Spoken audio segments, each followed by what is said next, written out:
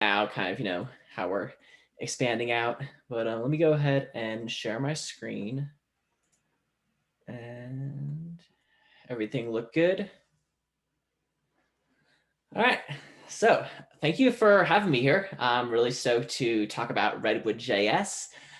This is a talk that I actually first gave probably a little over 3 months ago now for Jamstack Denver. And it was like the first meetup talk I'd ever given. And it's pretty cool now that I'm actually going to be able to say that I'm a Redwood Core member now. So it's really cool to see, the journey of getting there to here. But before we get into any of that, let's just talk about what Redwood is. And then here's some just resources for what we'll be talking about. I have an article series that contains a lot of the kind of information and stuff that I'll be talking about. But RedwoodJS, it is a full stack serverless framework for the Jamstack. We'll get into what exactly this means. I think a more intuitive kind of definition is that it's a program for generating web apps. And this is a slide that changed from the first version. It originally used to say websites. And I think this is an important distinction. This is something that Swix talks about a lot. He says that Svelte is for sites and React is for apps. So if React is for apps, Redwood is really, really for apps is kind of the idea. So this is the first team of 4 members. It was Tom Preston Warner, who was the original creator of GitHub, along with Jekyll and Tommel and Semver. And Peter Pistorius was a developer that he was working with at Chatterbug, which is the language learning platform. And they were having a lot of trouble with kind of modern React development and how to piece together React and GraphQL and all these different kind of pieces. And Redwood has emerged in conversation between these two. And then Rob has helped a lot with doing things like the tutorial and building out projects around Redwood, like repeater.dev. And David is the community manager. So he's someone who, as I was getting involved in Redwood, he was the person I was talking to the most. And he was really helping me and kind of, guiding me to contribute and figure out where to go. And then now this is the current core team. So it went from 4 to 12, and all these people are working on super, super cool things. And I can't kind of get into all of them, but if you're interested, there's actually a podcast that I host called the FSJam Podcast. And we're slowly making our way through these people, and a lot of people working on some other cool frameworks as well. So there's definitely a lot going on. Let's get into what exactly Redwood is. This is a high-level architectural diagram of what it's doing. There's a lot going on here, and it could be a little overwhelming. The most important thing you want to focus on is what's on the left. We have the front end and we have the back end, and it's one big mono repo with these 2 folders, and it uses Yarn workspaces. So they're very much kind of separated from each other so that you can think about your front end and your back end as these separate pieces. And the front end is set up a little bit from what you would see from Create React app, along with a couple extra things you might get from something like Gatsby. So you have pages, like you get from something like Next, and layouts like you get from Gatsby. And then you have your index.js and index.html, which is your single page app loading in your whole root component. And this is really great stuff for just getting your front end spun up really quickly. And what really makes it interesting, though, is there's also these really great generators that they give you. So the generators can be used for almost anything that we're going to be creating to create a Redwood project. The first one being pages. So you generate a page, and it's automatically, your component is mapped to your route, which is mapped to your page. So all of that is kind of wired up through the generator, because it also creates your routes. The layouts will wrap your page. So if you want to have a navigation bar or a footer, anything like that, that would wrap all of your pages. That's what a layout is for. So you pass in the children, and then that's your pages. And then you can write whatever you want around the layout. We'll be creating a layout in the demo that we build out. The cells are something that is it's a little more involved. It's not super crazy. Really, all it is a handy convention for doing a GraphQL query and then getting back all of the different states in a declarative way so that you don't have to do the if then logic to figure out, okay, if I get an error, what do I do? If I get a success, what do I do? If the data is loading, what do I do? And if there is no data, then what do I do? This is all kind of mapped. This is all wired up out of the box. And it's a really nice abstraction because it allows you to just think about how you want to write your query and then how you want to format your query in the success component. And the loading, empty, and failure is just kind of always there and just like kind of takes care of that stuff for you. That was the front end. Now we're going to look at the back end, which is the API folder. This is where we get our database and GraphQL and Prisma. So Prisma is a big part of how a Redwood project is set up out of the box. Prisma is an ORM. They used to call themselves a query builder, and essentially whoever used it said, this is clearly an ORM. So they finally decided to start calling it an ORM. And it also gives you a really great like generator for mapping to your SDLs as well. And we'll get into this more as we build out a project, but essentially you get your models, which is like your types that are going to be mapped to your SDL. So if we have a post type, then we have the ID of the post, the title of the post, the body of the post, and then the created at. So the time that the post was created. At the top, we pick our database provider. Prisma supports a number of SQL databases out of the box, mainly SQLite, Postgres, and MySQL. And they're working on expanding out into non-relational type document databases, which is like really cool stuff. And that's going to be hopefully coming out sometime over the next year or so. And then the client is what is actually like the thing that is turning it from JavaScript into SQL. And what's cool is it actually shows you the SQL that it generates, which we'll look at again when we build up the project. So it's important to kind of talk about GraphQL and how baked in GraphQL is to Redwood. So Redwood is like all in on GraphQL, even more so than something like React, because the GraphQL is the layer that allows your front end and your back end to talk to each other. And your schema is what defines the entities that is going to be passed around. We have our post, which is similar to the post model that we just created in our schema.prisma. And if you've ever seen a schema definition language, then this should be fairly intuitive. You have your ID and it's the type integer. And you have a title and it's type string. You have create at, which is type datetime. And then the query, you have your posts, which is taking in an array of post objects. And then you can also query for an individual post by their ID. And then on the right, you have all of your kind of CRUD stuff, because GraphQL is a query language, but it can also be used for mutations to do your writes as well as your reads.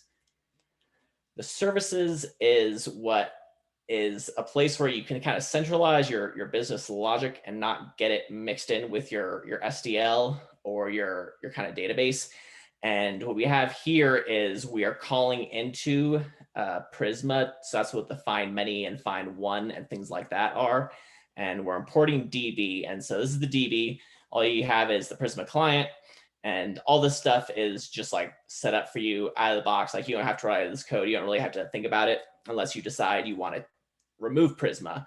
And you actually can use Redwood without Prisma. It works. You just don't have all the fancy ORM stuff that people use Prisma for.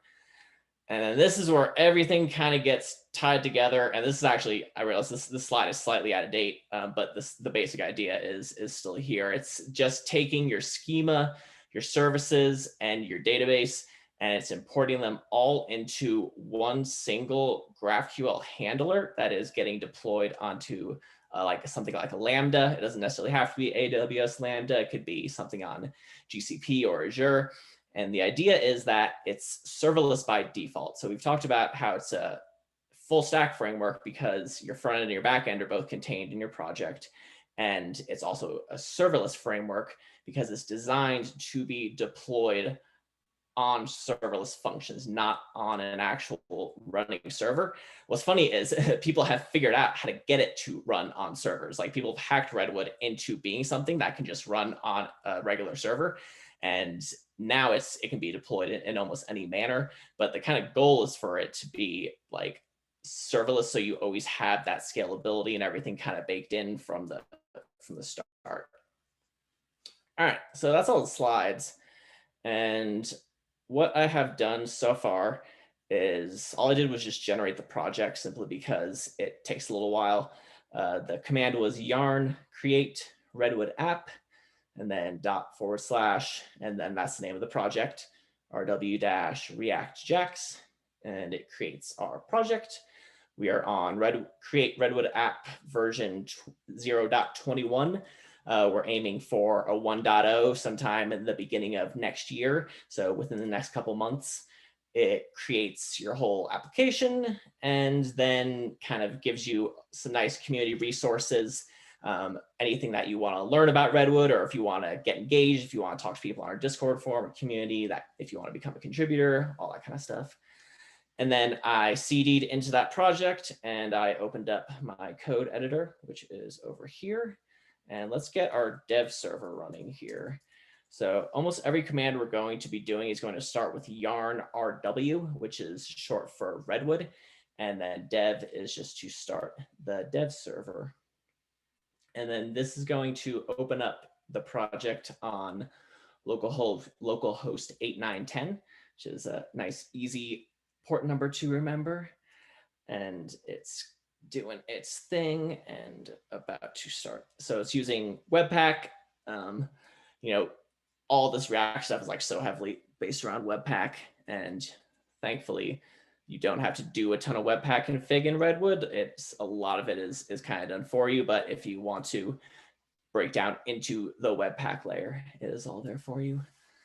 And then this is going to give us our kind of main splash page. That's just going to say, welcome to Redwood. And it tells us a little bit about the routes, but we will get into that once we start generating and building out some stuff. And I also created just this repo right here because we're going to want to deploy this at the end.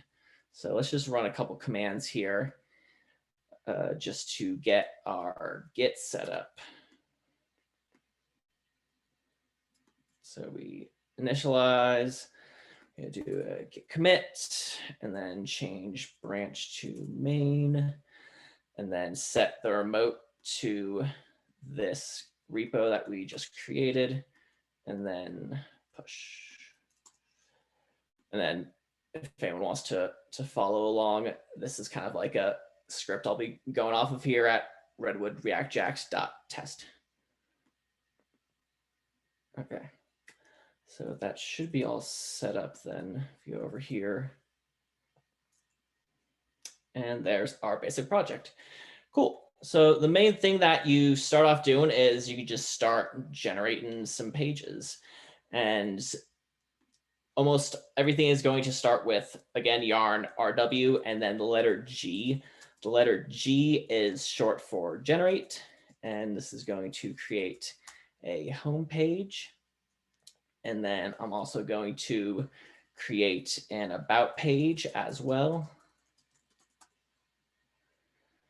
And you'll notice how over here, it automatically updated. It got rid of the splash page and jumped straight to the home page. And then if we want to go to about, you can add /about over there. And here's our about page. And let's take a look at what this code is that it generated for us. We have our web folder, which was our front end. We have our SRC folder, which contains our components, our layouts, and our pages. And then our pages contains each of our pages. So it may seem like there's like a lot going on here, but once you get used to the project structure, it becomes really easy to navigate and really predictable, which is nice. So let's just change this a little bit to React-Jax. And then we'll say, hello world. And we are going to take the links out. So it gives you just a link to itself by default, just so you can kind of see like this is what a link looks like. And this is what's called a named route function, because you notice how it's a function. It has the parentheses, and it's a function that takes you to the home route. And that's kind of how the routing works. So we're just going to delete that and update that. We're going to do the same with our about page.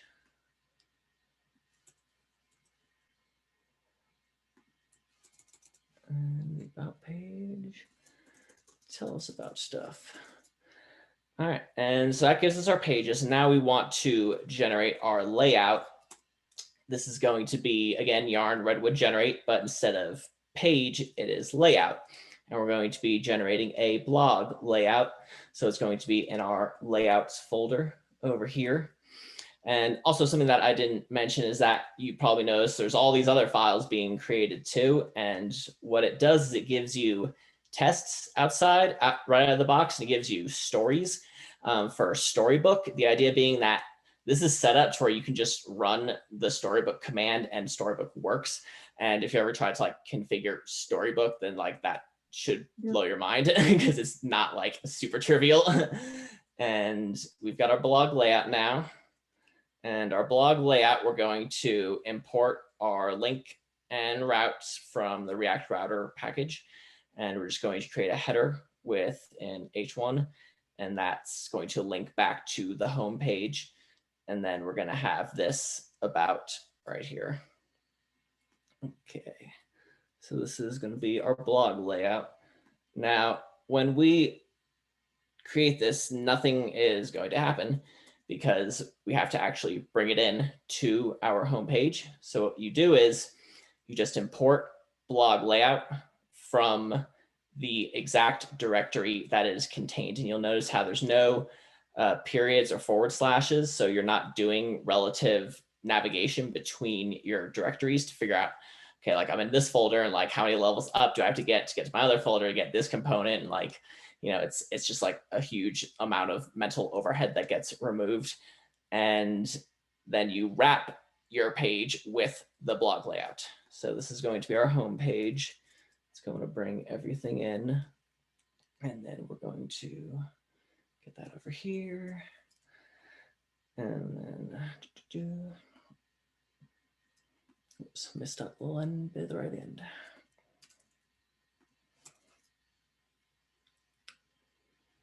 All right, so now you notice how we have this, which is just linking to our homepage, and about, which goes to about, and we don't see our layout because we have to also do the same thing. We have to import blog layout into our about page and then wrap our content. So we're gonna do the same thing over here. And then now we will be able to simply navigate between our two pages. So this is really great. This is a lot of the stuff that you would get from a framework like Next or Gatsby. You get a sensible project structure, you get nice page-based routing, you get layouts. And now we're gonna get into some of the more of the back-end stuff. Now what we're gonna do here is we're just going to create a schema for a blog post. And that is going to be a post with an ID, int, title, body, created at. So a lot of the stuff that we looked at in the slides.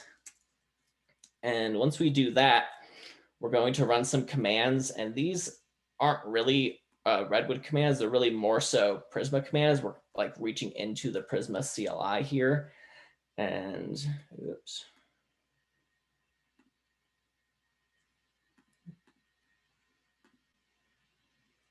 Okay, so we are going to do yarn redwood db save create posts.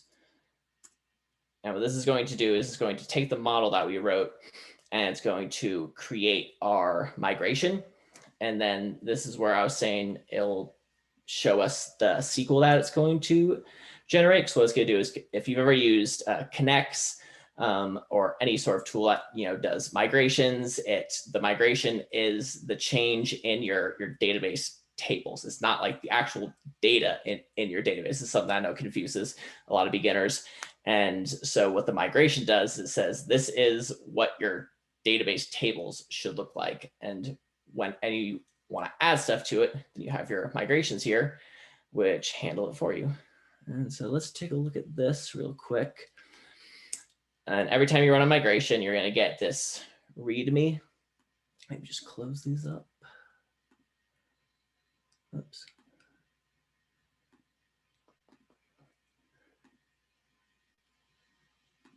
Almost there.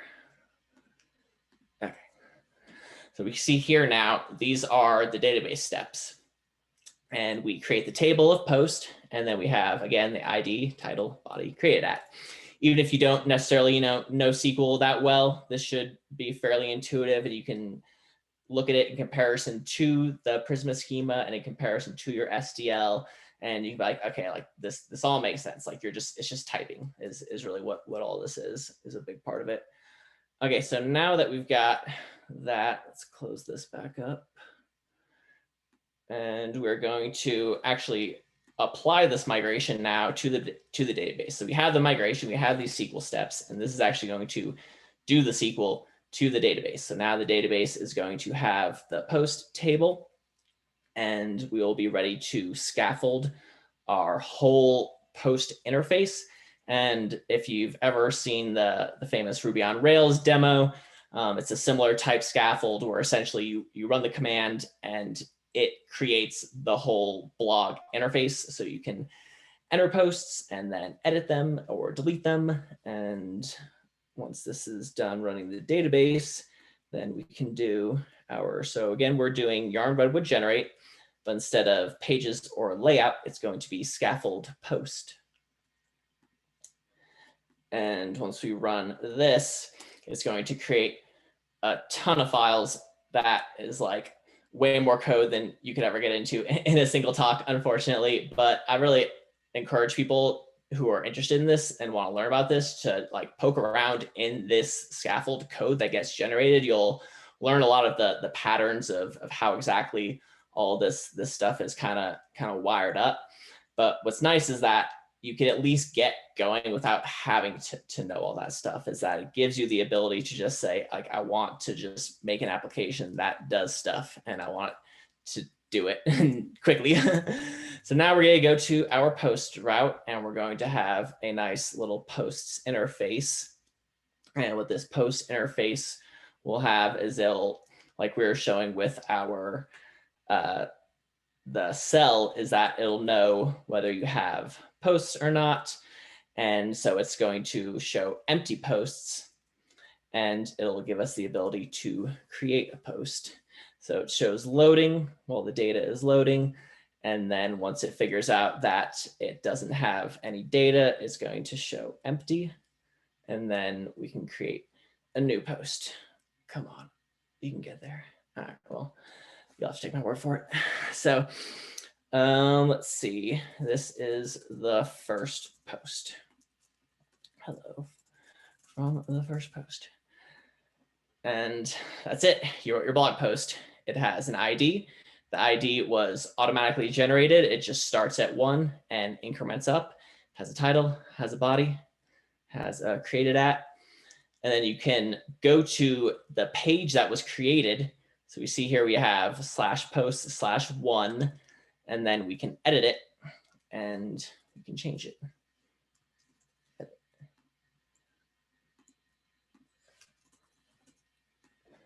And then now we see that it's changed. And if we want to create one more, and then when we say delete, it's going to say, are you sure you actually want to delete this? And then if you hit OK, then it is gone. Now, let's create just a couple more. And then what we're going to do is we're going to create a cell that's going to render all of our posts onto our homepage. So what we want to do is we want to first create the blog post cell. So we've generated pages, we've generated layouts, we've generated the scaffold, and now we're going to generate a cell. Yarn Redwood generate cell, and then we're going to generate the blog posts cell. So this is going to be a cell that's going to return an array of blog posts, not individual blog posts. So anytime it's post or posts, there's thought put behind, like, should this actually be plural, not like, what is this referring to? So that's a nice care to the naming of all this stuff that kind of creates a coherent system. Okay, now we're going to go look at our components. We looked at pages and we looked at layouts. In components, we now have our blog post cell, and our blog post cell is going to be a query that's going to ask for the posts, and it's going to say, give me everything, give me the ID, give me the title, give me the body, give me the created at, and then just spit it out. JSON.stringify is the default, which is really nice because it just takes whatever the response in the query is and just renders it to the page. And once we create this, then we have to import it, much like we did with our blog layout. We're importing blog post cell from src components, blog post cell, and then we're just putting it in between our blog layout. And once we've done that, then we will be able to see our blog posts. Okay, let's go home. And then we're going to go back to our homepage.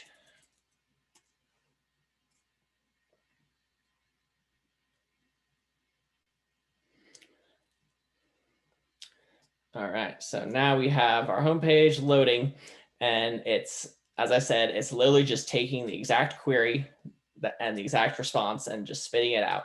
So it's actually telling us what the type name is that we're getting back. We're getting a type of post. And then once we get that post, we actually get the data. We have the ID, we have the title, we have the body, and we have created at. So there's our post. It's beautiful, right? What we want to do is we want to be able to create like an actual component. This is the whole point of this JSX templating thingamajig, is so that we can just take our data. We're using article key for the post ID, and then we're creating a header with an H2 for the post title, and then giving the post body and a paragraph tag, and then the created at. And this will then format our blog a little bit nicer. So what we do is we go to the blog post cell and we do success here, and we're mapping over the posts and just returning all of the posts. And now we're going to have something that looks a little bit more like an actual blog. And there it is. All right. How long have I been going for? Not too terrible. Maybe about 30 minutes or so. Okay, cool. Then I will finish up with the deployment then. So the last part is we're going to actually deploy this to Vercel. So there's some really handy commands for deploying as well. Redwood was originally designed with kind of Netlify in mind as the deploy target, but now it's set up where it's pretty much just as easy to do either of them. It's really nice. What's going to happen here is it's just going to make one little change to one of our configuration files. And then it's going to also set up like the build command and stuff for one-click deploy. And Vercel has their stuff set up in a way where you can just have like a drop-down menu and essentially pick the framework that you wanna build, which is really nice. So we have a one-click Redwood deploy. And the other thing that we need to change is, so it did the updating API proxy path. So this is, I think, Redwood TOML. Yeah, here we go. So the API proxy path is what's setting like your functions, so your whole, when I say the serverless stuff, a lot of this is set up in a way where it's configured in a way where it's going to be good to deploy out of the box, hopefully, with just a couple little changes you have to make. So the only real change you have to make is you go to your prisma.schema, And here, instead of SQLite, we're going to change this to Postgres. And then we're going to deploy with just a really basic Heroku database. Okay, so this should be all good to go once I git commit.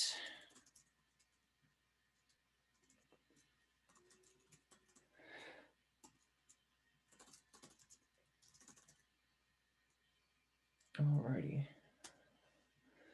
So now all you have to do is just go to your Vercel dashboard, and it's all kind of hooked up, and you import your project,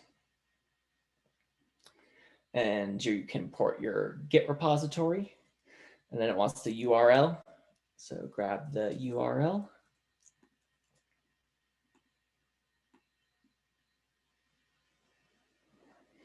And as I was saying about the one-click deploy, so that's all right here. And then we will deploy this, and it's not quite ready to go yet, because what we still need to do is we still need to get our database set up. So as that is deploying, we will go over here and we will set up our Postgres database.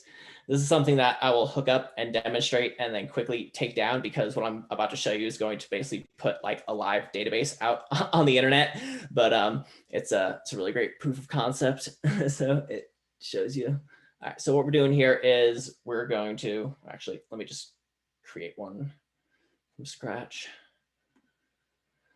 All right, so we're going to create Redwood, React Jax, prod, and we're going to create the app. And the only thing we have to do is go to resources and then add on Postgres. So Heroku Postgres, and that adds it on. You can pick the free tier, and you're then going to be given an environment variable.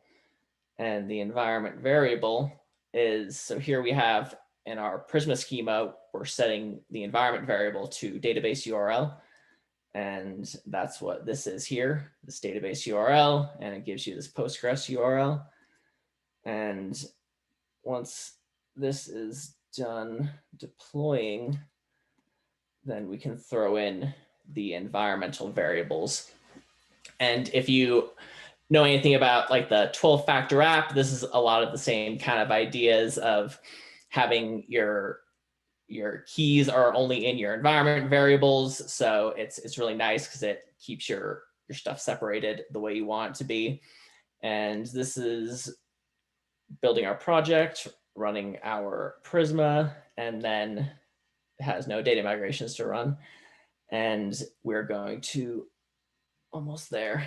I was doing a learn with Jason the other day, and he said you should wait for it to finish, because then when you have to rebuild for the environment variable, and then you have the cache if you wait for it to finish. So right now we're getting an error, and that's like what we should expect, because we haven't given it the environment variable yet. And if we go to our project, into settings, and environment variables, and we're going to call it database URL, and then paste that in. And there we go. And then once you do that, you want to re-trigger the deployment.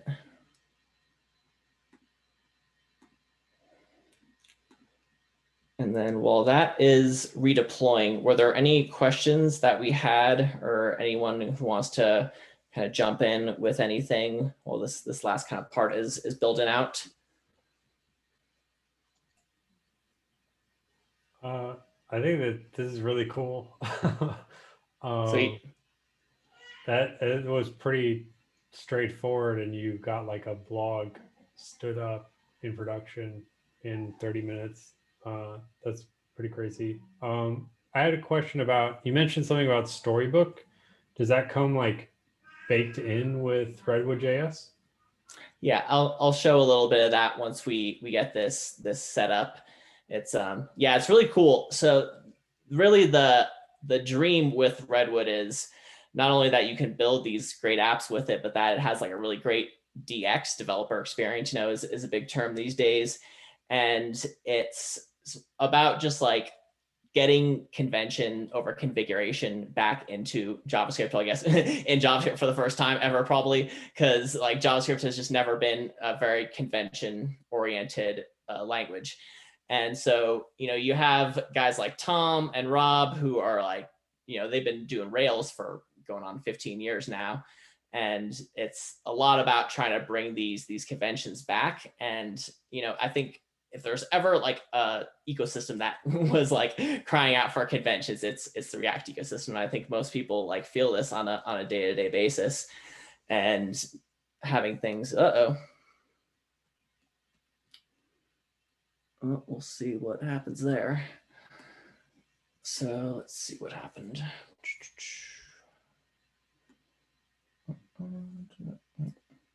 I think it's still building. Okay.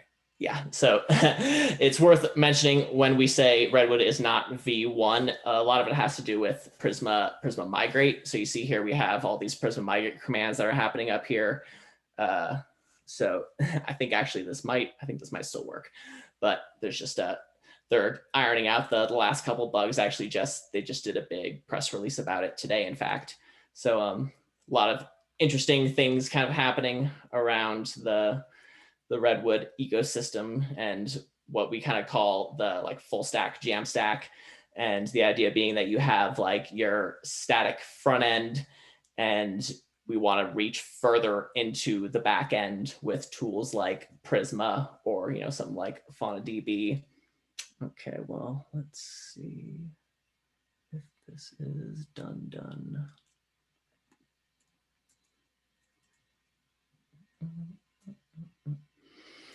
Okay, let me try. Let's see.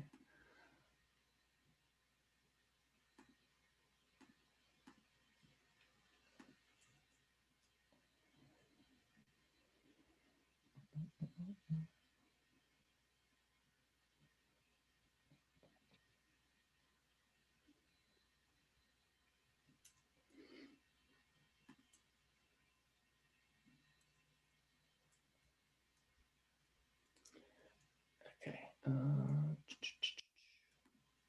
Where's just the settings? I don't want to be here. I want to be here. There we go.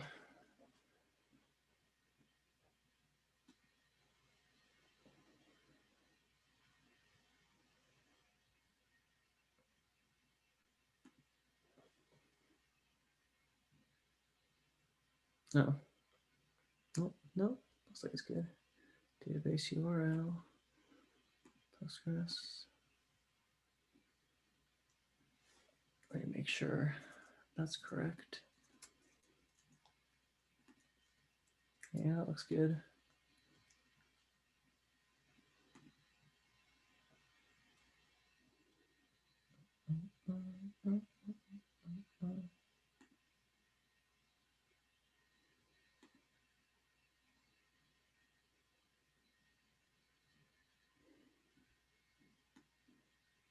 Okay. Okay. Well, that's the problem right there.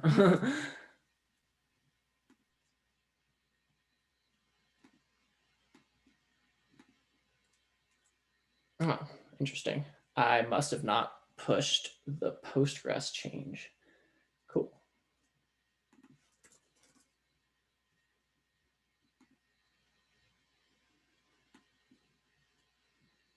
It's funny, the margin for error always comes from Git.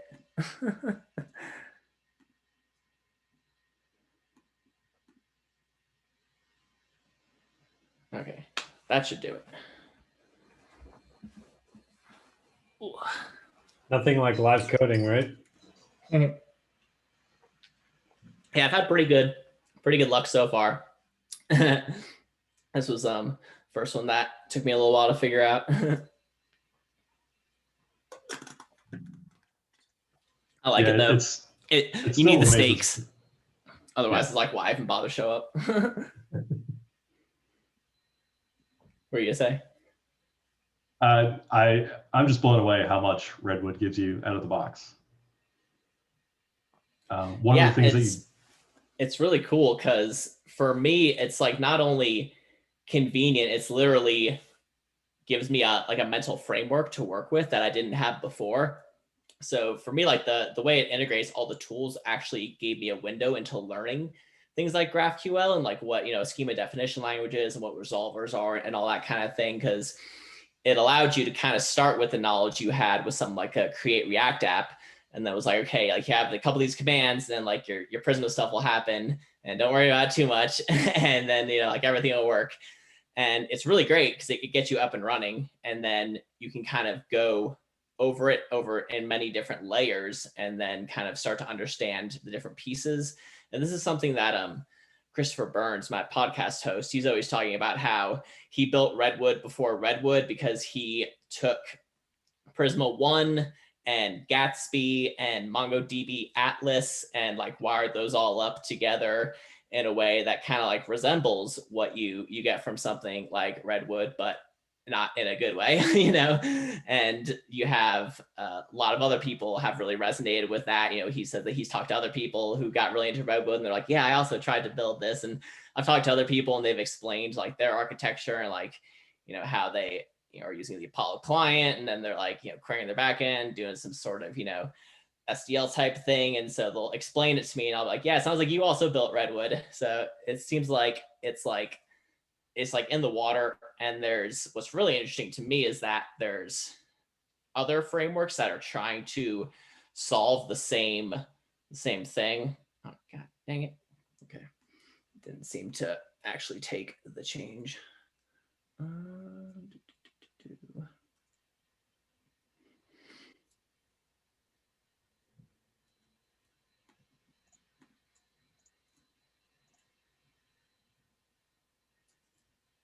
But so what I was saying was so you have Blitz is also using similar pieces. It uses Prisma, but instead of like Apollo client, it uses it uses React Query instead. So you end up with these people who are building like slightly different stacks.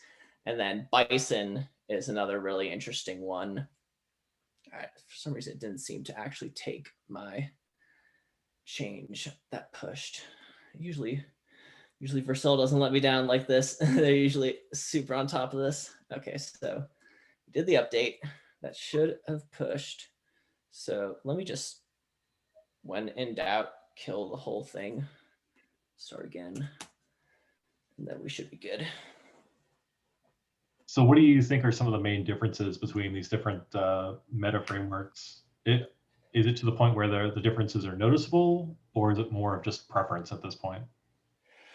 The differences are definitely noticeable because you end up with different ideas of how your front end and your back end are going to talk to each other. So that's the main thing is, are you using like GraphQL or not? That's, I think, the biggest differentiator is that you don't really use GraphQL for Blitz. What they do is they have what they call a no API layer. And what's cool about that is it allows you just to make RPC calls like directly into your backend. So you're not setting up an API at all, but then you have issues of, long-term maintainability, or for things like multiple clients, if you want to throw like a React Native client on top. So Redwood is really aiming for this kind of multi-client future. And that's what is a big differentiator there. And then you also have the question of, are you using Next.js or not? Because Blitz and Bison are both building on top of Next.js and using essentially all the stuff you get from Next.js, whereas you see with Redwood, they have their own router. They have, a lot more of the kind of client side stuff they've like rebuilt. And that's also kind of like, how much control do you want to have over it ultimately? Okay, this is good. It says Postgres, and it does not have the database URL yet. So this is exactly what we want. So now we're going to grab this one more time. Oops. So yeah, and that's why I find Bison interesting, because it has the GraphQL stuff of Redwood, but the next stuff of Blitz. And like no one really knows about Bison. It's pretty under the radar, but it was extracted from EchoBind, which is like a consultancy type group. And what's funny is like people talk about our frameworks like extracted or kind of like thought up out of the sky. And Bliss and Redwood are definitely thought up out of the sky, even though they're based heavily on people's experience coding real projects. But Bison is actually extracted from an actual agency and what they would use to build their kind of projects. So it's like pretty high level. Like I can barely even get like an app spun up with it, but it's really fascinating. And like I'm learning a ton just from like studying it.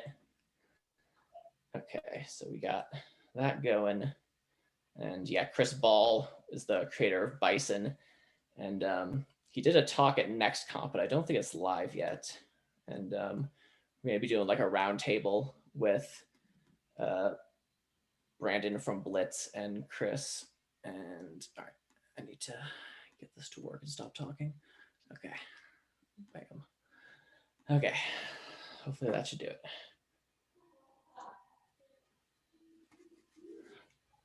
But yeah, the whole meta framework thing. And then like, this doesn't even get into the fact that then you have like Nuxt and Gridsome in Vue. And so I anticipate that the way people have built on top of Next, you're going to have people build on top of Nuxt, like take Nuxt and slap Prisma on the end. And like, you've got kind of a Vue full stack Jamstack framework also. And so I think that stuff is only kind of like a matter of time. And, I don't think it's going to like become the new way to make these apps. Like, I think probably there's never going to be one kind of way to make apps anymore. But in general, like there's, I think, a specific contingency of people who want to use tools like this because like they've gone through the process of trying to build something up with like just React by itself, like just React hooks. And, it's not like a super easy process, And so by having these tools that we can use to leverage,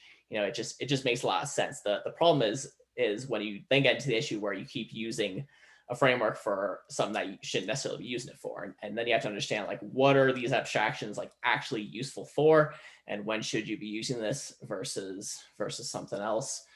And that's why, I'm big into just like educating people about the framework and like what it does, how it works, and, kind of like what is it actually for, Could you give an example of where someone probably should not use RedwoodJS?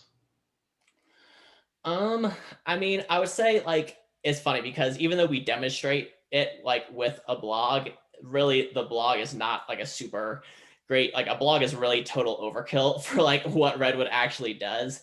But it's a great way to like learn it and figure out how it works. But really it's designed for like really data intensive, like interactive applications. So I would say if you want to just create a blog with like, some markdowns, like you should use like Next or Gatsby or something like that. Like Redwood is totally ridiculous. Yes. Okay. So empty, that is what we want.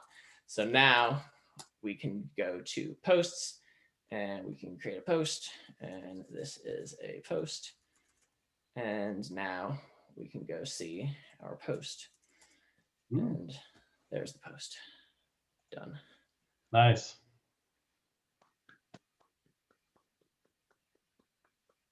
Nicely done. Vercel made you work for it there at the end. Yeah, no, it was my fault for forgetting to do that last push on the. It's funny, I did this exact same thing in another talk I did, and then like was like messing around with all this like GitHub stuff. I figured I fixed it a lot faster last time, so I didn't have to rebuild like 4 times. But yeah, we got there. Nice. That's awesome. Really cool.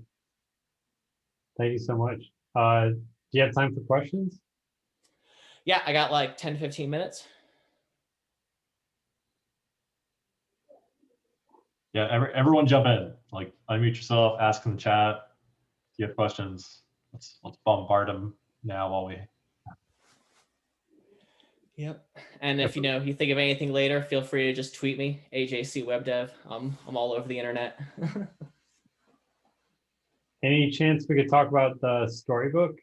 Like what Redwood gives you? Absolutely. Yes, that'll be a really simple. Let me just screen share real quick, pop this back open. So I'm pretty sure it's just Yarn Redwood storybook. At least it should be, because that's how these things work in Redwood.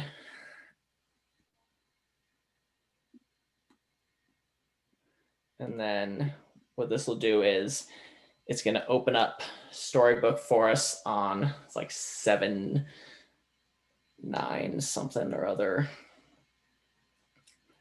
So, and what's funny is like, this is actually the first time I'd ever used Storybook was with Redwood. And the way I describe it to people is like that moment in Wizard of Oz when like everything went into color for the first time. I was like, you can just do this. You can just like look at your components. and this is something that you don't have to do any setup for, like you get this out of the box with Redwood. Exactly. So let me just show you like the home page. So if we look at when we generate the home page, what we're also generating is this. So we want, oh wait, yeah, no, that was it. Yeah, so this is the home page .stories. And so like I've never set this stuff up because it's like just wired up out of the box. Like I don't know what the heck this even does. But basically it's doing the storybook thing. And so what the command does is it basically then just spins up, I guess, like your storybook server. I'm not really sure how that works either. And then it just takes all of your components and then spits them out. And then you get this nice interface. And so this is taking its sweet time, but we're getting there. So would it be advantageous then to use the generate commands for everything then? And that way, you're getting the tests, you're getting the storybook set up out of the box. Yeah, absolutely. And there's no reason to write them by hand. Like you don't gain anything. It just takes longer, because the way it's set up, it's like they give you the defaults you want so that you can change the things you want to change, but it takes care of the boilerplate. It knows what the boilerplate is going to be and will give you the boilerplate. And then it gives you boilerplate that also then sets you up for TDD and for Storybook and for all this stuff. So it's like, it's really doing a lot for you. So 7, 9, 10 is what it was. And then this is going to not be a particularly exciting storybook because it's, just that simple little blog I made. And so we have our pages, so we can see our home page. Oops. Yeah, so that's just because I don't have the database running right now. And so we're looking at our about page right now, and then we can look at like our blog post cells. This is each of our different states our cells can be in. And yeah, so I don't have the dev server running, so that's why we got a couple errors there, but that's basically the idea. That's pretty awesome that this is just set up for you out of the box. I think like you were mentioning earlier, Storybook's one of those things that's not trivial to set up, but is like super useful as well. Man, Zoom is, there it is. Okay. Yeah, I know. It's really cool. So Terry was asking in the chat, they missed the intro of the talk. We're going to try to post the recording, but would you be able to share your slides? Yeah, totally. I usually actually get them up. Actually, no, I did get them up ahead of time, I think. Let me just check this real quick. Yeah, I always make sure to share that stuff. So if I don't have it right now, then I'll make sure to get it once we're done here. Okay. Thank you. Cool. Do we have any other questions for Anthony while we still got him? Aaron has one in the chats. He says, sorry if you covered this in this part of the talk, but how does Redwood compare to Next.js? Yeah, so I would say Redwood gives you what you would get from something like Next, and then in addition to that, it gives you an ORM and conventions around your backend also. So that's really what you don't kind of get still from Next, is even though it's like can be done like server side, is that it's not necessarily set up to be like a full stack kind of thing the way you think of something like a Ruby on Rails. So that would be the main thing. And then I talked a little bit about Blitz, and the way I think about it is Redwood is covering the area that Next and Blitz are doing together, because Blitz takes Next and adds the ORM and the data layer type stuff to it. So that's I think of it as it's a more full featured framework that is meant to be full stack, whereas Next is designed to be a front end framework.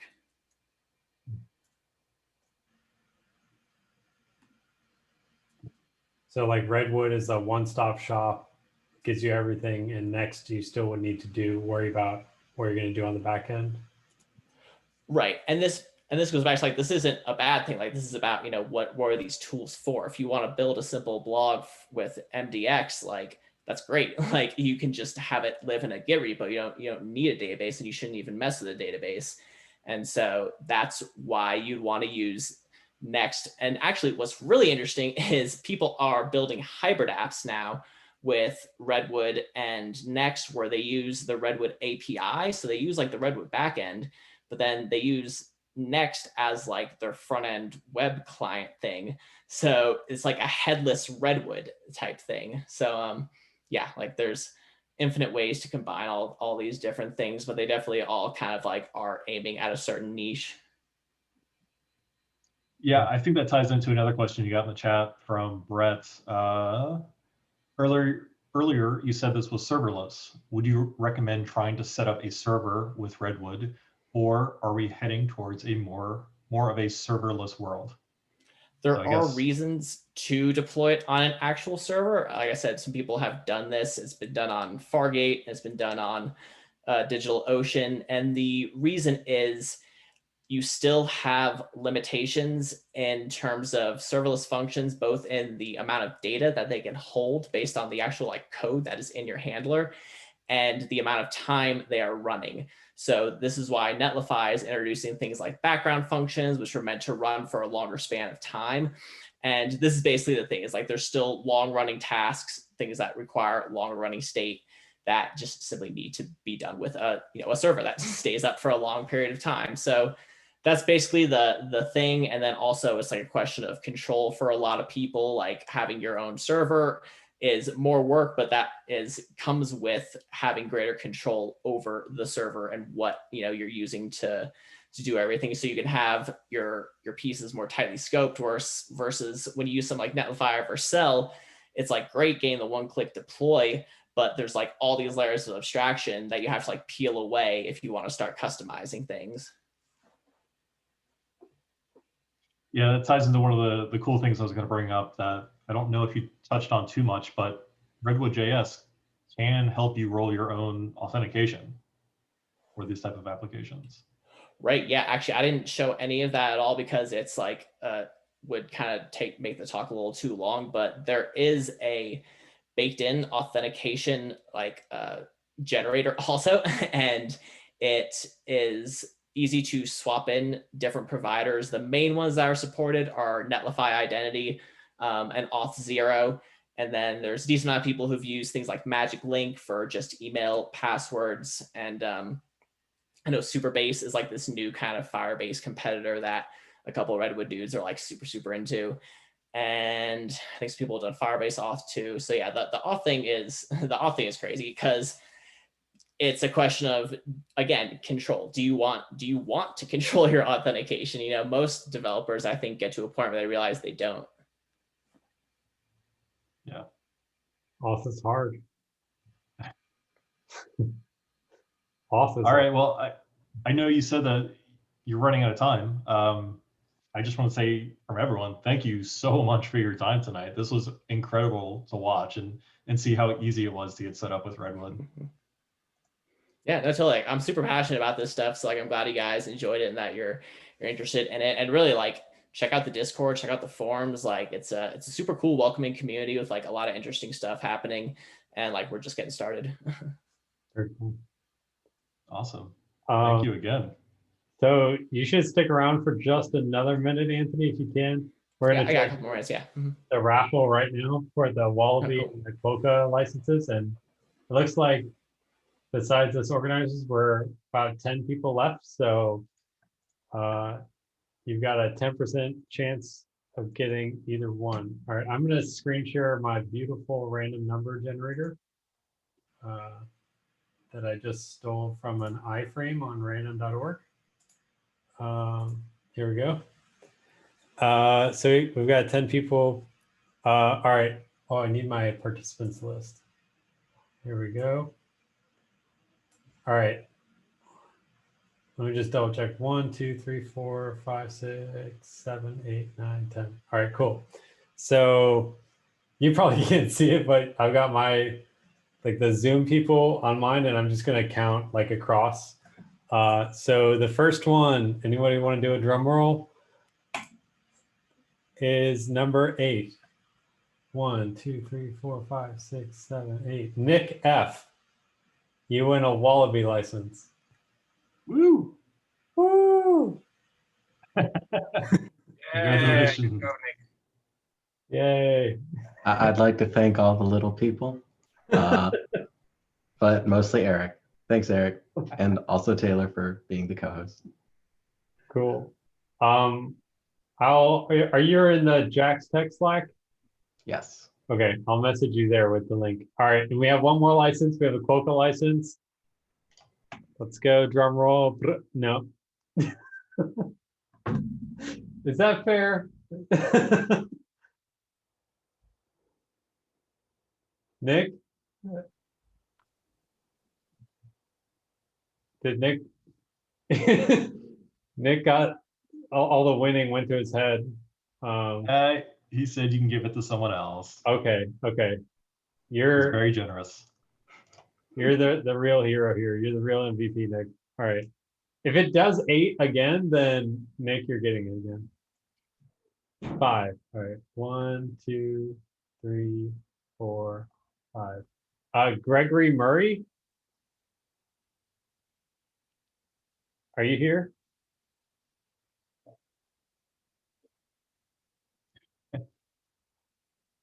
I don't know what to do in this situation. I am here. He's got. Woo! You won a Quokka license. Awesome. Thank you. Yeah. Can you message me like on the meetup.com chat? Yeah, sure. Just with your email. And yeah, congrats. Awesome. Thanks. Cool. We also have one more surprise special announcement. Taylor, do you want to share your screen? Sure. So we were kind of looking at the ReactJax logo and thought it was a little dated, didn't really have a whole lot of like connection to like the vibe of this group and our location. So Taylor put on his design hat. Having technical difficulties. Uh-oh. I'm okay.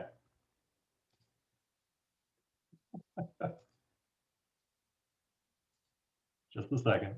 I swear, everything's fine.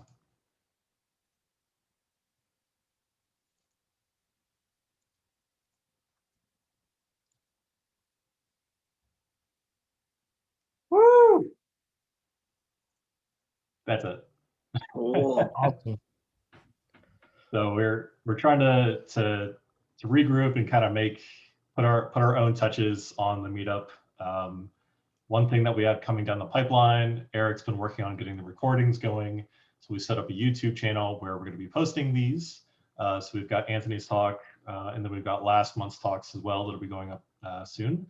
And then I guess funny story, we lost the keys to our social media account. So we're going to start over with Twitter. We're going to send out an announcement, but keep an eye out for this logo on that. And we're just going to use that as a way to communicate on Twitter, any cool React and React Native things that we come across, and then meetup announcements. So if meetup.com isn't necessarily your jam, you can also follow along there. So it's going to be our event banner, that sort of thing, ReactJax. That's it. Good job, I'm Taylor. very excited. Thank you. Can we all give Taylor a round of applause for amazing design work? Thanks. Yeah. Can you show our old logo too, Taylor, while you're sharing your screen? A second. I don't have it downloaded, but I can go to our page. Like, I mean, come on. So much better. Hey, it got the job done. It got the job done. So yeah, that's it. I was excited to do something a little bit different for us to make it our own. Yeah, keep an eye out on the announcements. We've got tentative talks lined up for next month already, and then something in the works for a little bit after that. We'll make a posting about the videos, and we'll post also about the YouTube channel and the Twitter account once it is officially up and running. So that's it for me. Woo. All right, and thank you again, Anthony, for showing off Redwood and how easy it is to set up like an entire web app now. That's really awesome stuff.